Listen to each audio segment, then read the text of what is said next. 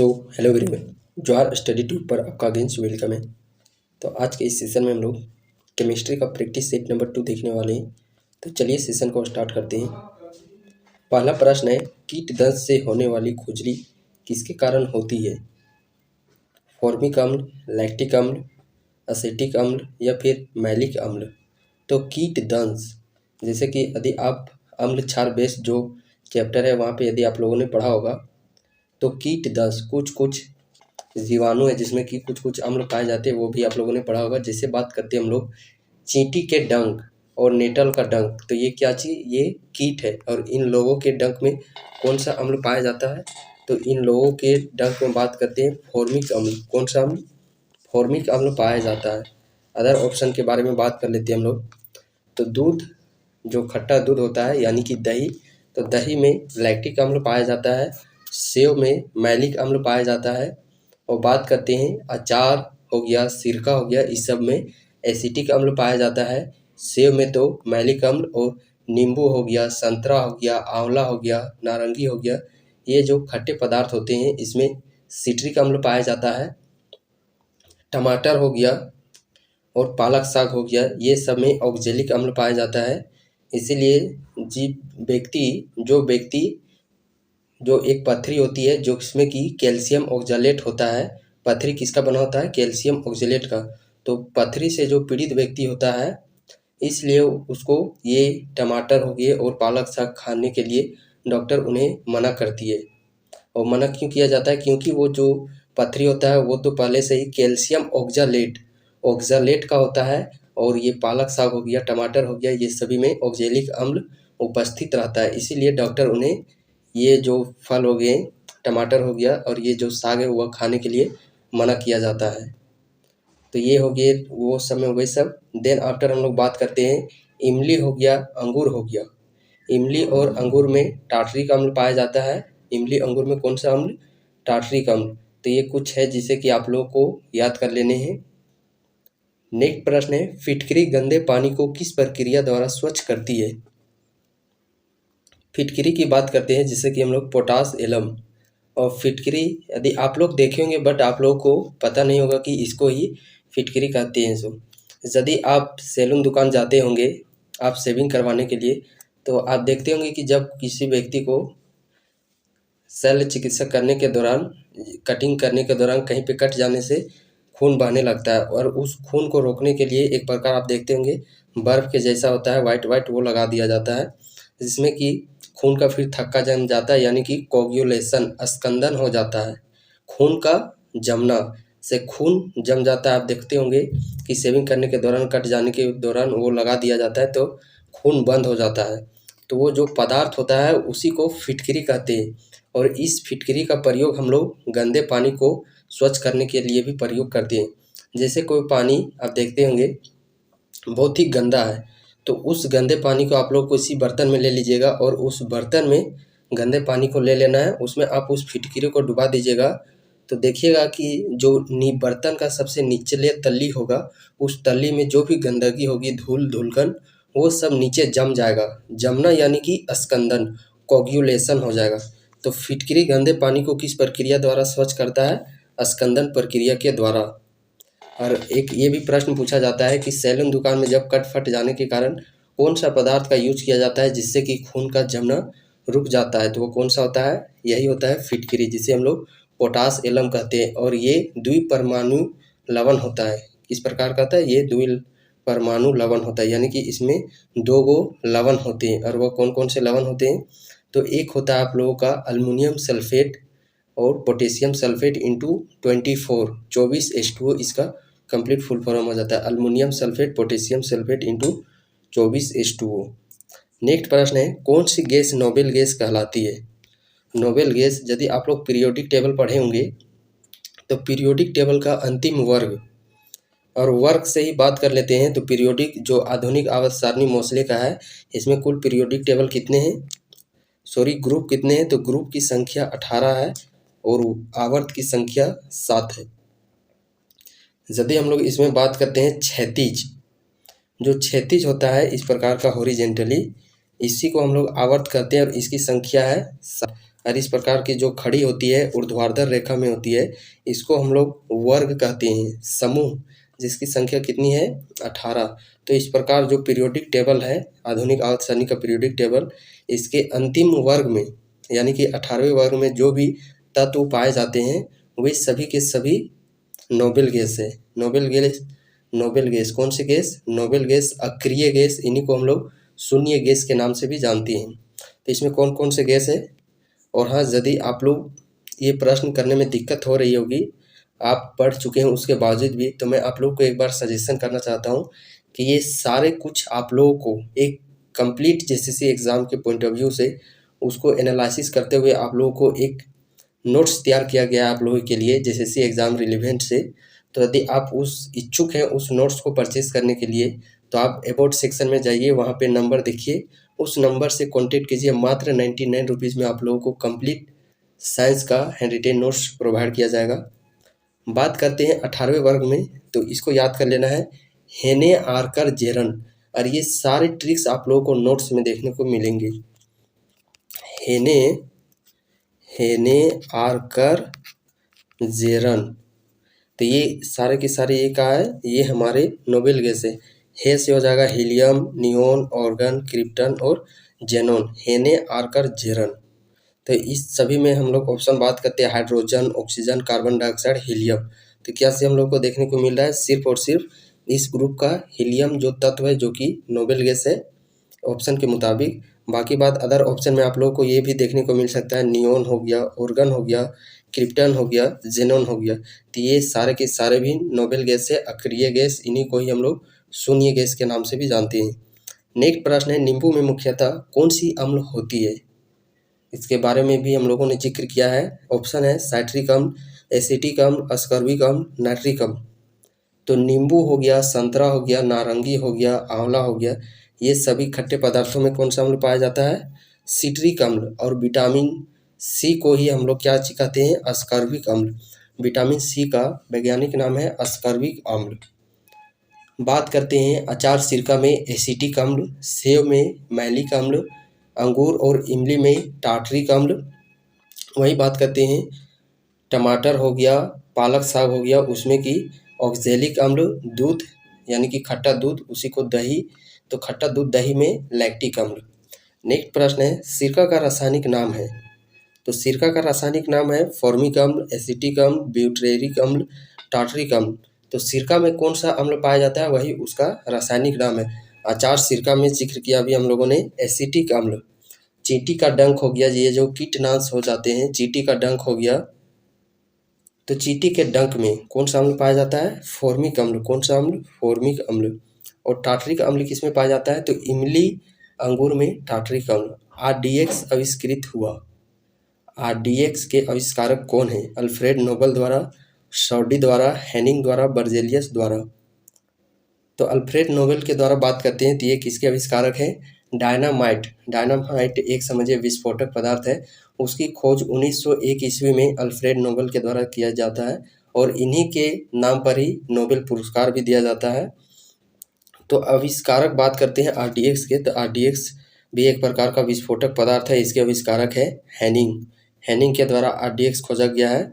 और बर्जेलियस की यदि हम लोग बात करते हैं, तो जो तत्व देखते होंगे उसका जो तत्व की बनावट है, उसकी रूप आकृति है, वो जो सिंबल दिया गया है वह भी बर्जेलियस के ही द्वारा दिया गया है। और आप पीरियोडिक टेबल में देखते होंगे कि किसी भी तत्व को जब हम लोग वहाँ पे शो करते हैं तो जो पहला अक्षर है वह हमेशा कैपिटल में लिखते हैं। जैसे आयरन हो गया, तो पहला अक्षर हम लोग कॉपर लिखना है, पहला अक्षर कैपिटल में लिखते हैं। तो ये भी बर्जेलियस जी के कहना पे हम लोग पहला अक्षर को यही बताए हैं कि तत्व का जो भी होगा तत्व, उसके पहले अक्षर को हम लोग बड़ा अक्षर में लिखना है।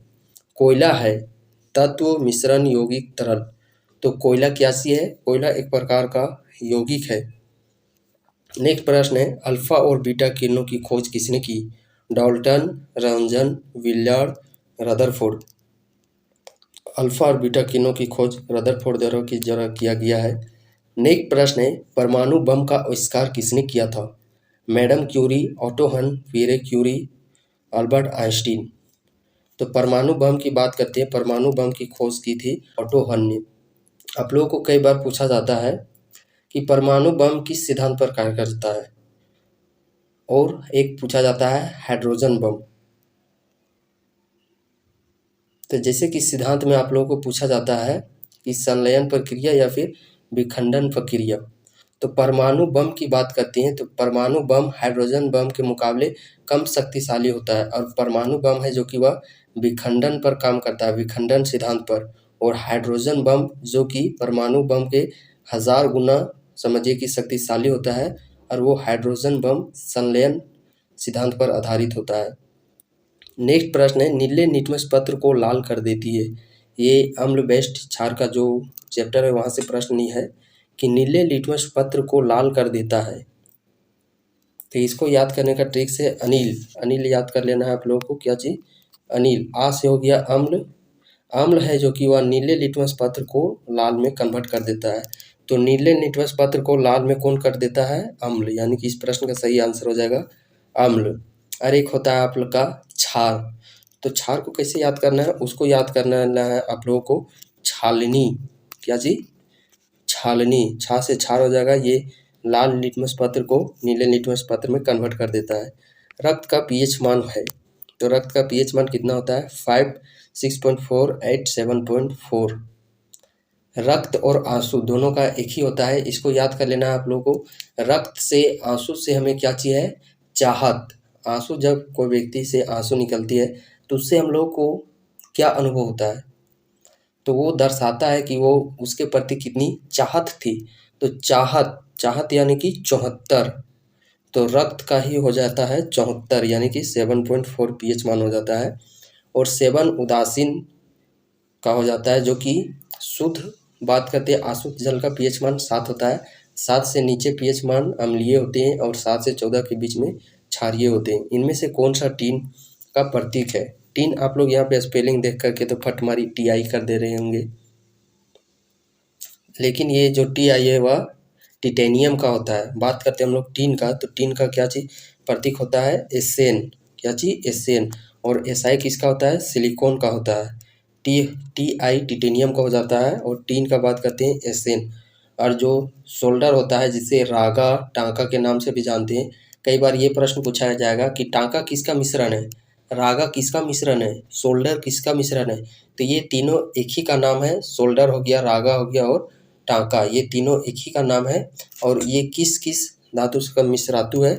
तो बात करते हैं एसेंट सीसा यानी कि टीन का, और पीबी सीसा का। ये लेड का हो जाता है प्रतीक पीबी। तो ये प्रतीक कई बार पूछे जाते हैं। सीसा का क्या प्रतीक होता है? पीबी। टीन का एसेन। और ये दोनों मिश्रातु है किसके? सोल्डर, उसी को टांका, उसी को रागा बोला जाता है। नेक्स्ट प्रश्न है, क्यूरियम। क्यूरियम का रासायनिक प्रतीक निम्नलिखित में से क्या है?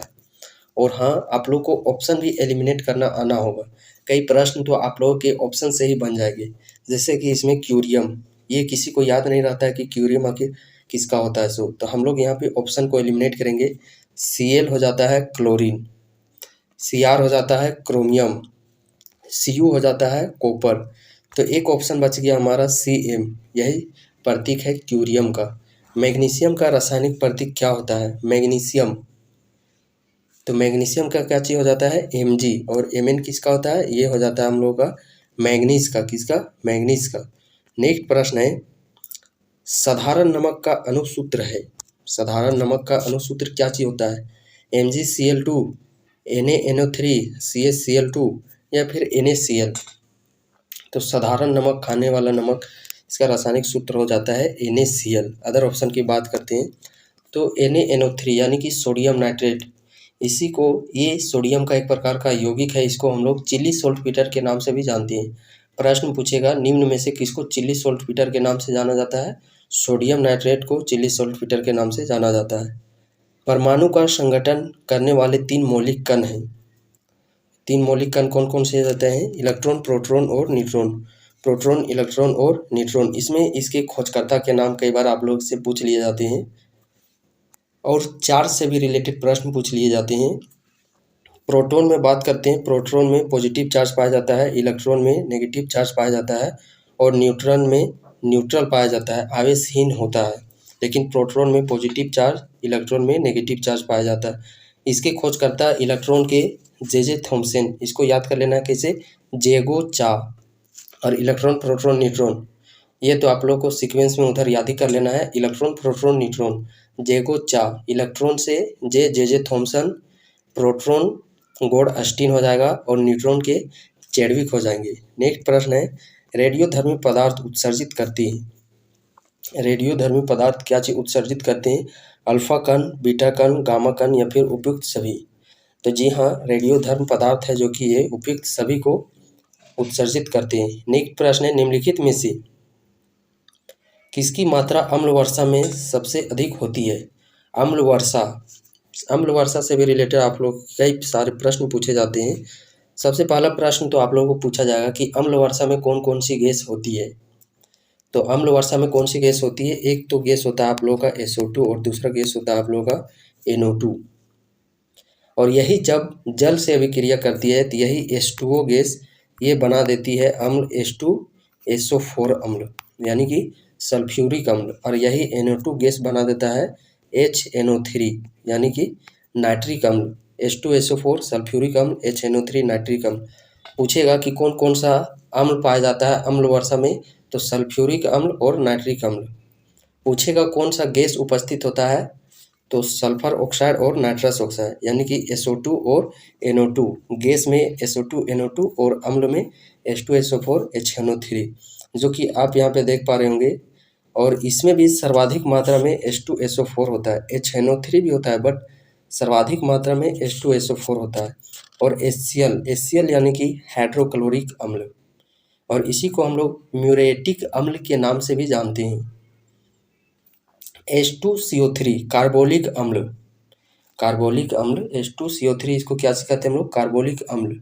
कार्बोलिक अम्ल सुनकर आप लोगों के माइंड में एक प्रश्न आना चाहिए, जो कोल्ड ड्रिंक होता है, कोल्ड ड्रिंक जो ठंडे पेय पदार्थ, उसमें यही अम्ल होता है, कार्बोलिक अम्ल, कार्बोलिक अम्ल H2CO3। आप लोगों से प्रश्न पूछा जाएगा कि जो ठंडे कोल्ड पदार्थ होते हैं उसमें कौन सा अम्ल होता है, कार्बोलिक अम्ल H2CO3। प्लास्टर ऑफ पेरिस बना होता है, प्लास्टर ऑफ पेरिस किससे बना होता है, तो ये जिप्सम से बना होता है। किससे बना होता है, जिप्सम से। यहाँ तो आप लोगों के इसके फॉर्मूला भी प्रश्न पूछे जाते हैं कि इसका सूत्र क्या होता है। तो जिप्सम का सबसे पहले हम लोग बात करते हैं कॉपर सल्फेट, क्या चीज, sorry calcium sulphate into 2H2O, CaSO4 into में 2H2O, ये हो जाता है हम लोग का। यदि यहाँ पे जल के दो अणु होते हैं तो वह जिप्सम का हो जाता है। और इसी को जब हम लोग 200 डिग्री सेल्सियस में हीट करते हैं तो ये बदल जाता है H कॉपर सल्फेट, यानी कि CaSO4 इंटू में हाफ H2O। जल का जो अणु होता है वो आधा ही रह जाता है, कब, जब हम लोग ये gypsum calcium sulphate into 2H2O को 200 डिग्री सेल्सियस में हीट करते हैं तो ये टूट जाता है calcium sulphate into half H2O, यानी कि आधा ही जल का अणु रह जाता है कैल्शियम सल्फेट के साथ। और इसी को हम लोग कहते हैं प्लास्टर ऑफ पेरिस। तो प्लास्टर ऑफ पेरिस का निर्माण किससे होता है, जिप्सम से। और सीमेंट का सूत्र तो जानते ही होंगे, चूना पत्थर। सीमेंट का सीधा सीधे हो जाता है calcium carbonate, CaCO3 calcium carbonate. संगमरमर यही हो गया कैल्शियम कार्बोनेट। नेक्स्ट प्रश्न है, हीटर की कुंडली किससे बनी होती है। यहाँ से दो प्रश्न आप लोग के वेरी वेरी इंपॉर्टेंट हो जाते हैं, एक तो बल्ब का फिलामेंट और एक तो कुंडली का, जो हीटर का कुंडली होता है यह किसका बना होता है। तो हीटर का कुंडली बना होता है नाइक्रोम का, और जो विद्युत बल्ब होता है उसका फिलामेंट बना होता है टंगस्टन का। ग्लूकोज का रासायनिक सूत्र होता है, ये भी बहुत ही इंपॉर्टेंट प्रश्न है। ग्लूकोज का रासायनिक सूत्र C6H12O6, यानी कि ऑप्शन नंबर सी। नेक्स्ट प्रश्न है, द्रव की अवस्थाओं की संख्या क्या है। मैक्सिमम द्रवों की अवस्थाओं की संख्या कितनी होती है, तो द्रव की अवस्थाओं की संख्या अधिकतम 5 होती है। 3 तो आप लोग को जनरली मालूम होगा, ठोस द्रव गैस, ये 3 हो जाते हैं। चौथा हो जाता है आप लोगों का प्लाज्मा, और पांचवा हो जाता है आप लोग का बॉस कंडेंसेट। तो कितने पदार्थ होते हैं इसके, 5 अवस्थाएं होती हैं। नेक्स्ट प्रश्न है, निम्न में से कौन सा पदार्थ साबुन बनाने में प्रयोग होता है। वनस्पति तेल, मोबिल तेल, कटिंग तेल, केरोसिन तेल। तो वनस्पति तेल। नेक्स्ट प्रश्न है, हाइड्रोजन को जलाने से क्या बनेगा। ऑक्सीजन, राख, मिट्टी, पानी। तो हाइड्रोजन को जलाने से पानी बनेगी। भारी जल का प्रकार है, शीतलक का अयस्क है, ईंधन है या फिर मंदक है? तो भारी जल क्या चीज़ है? भारी जल नाभिकीय रिएक्टर में मंदक के रूप में कार्य किया जाता है। भारी जल हो गया, ग्रेफाइट हो गया, ये दोनों मंदक के रूप में। और यही बात करते हैं हम लोग कैडमियम और बोरान की छड़।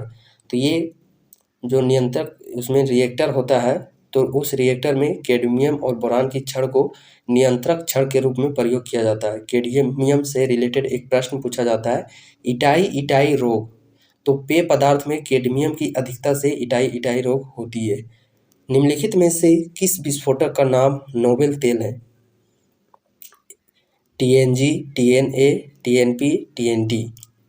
तो विस्फोटक का नाम नोबेल तेल किसको ये जाना जाता है? तो नोबेल का तेल TNG को कहा जाता है। किसको? TNG। और नाइट्रोबेंजीन को मीरबेन का तेल कहा जाता है। मीरबेन का तेल नाइट्रोबेंजीन को कहा जाता है। और TNG trinitroglycerin, TNG Nobel का तेल को कहा जाता है। नेक्स्ट प्रश्न है, सीसा का महत्वपूर्ण अयस्क है? Galena, pyrolusite, magnetite, siderite. तो सीसा का महत्वपूर्ण अयस्क है गैलेना।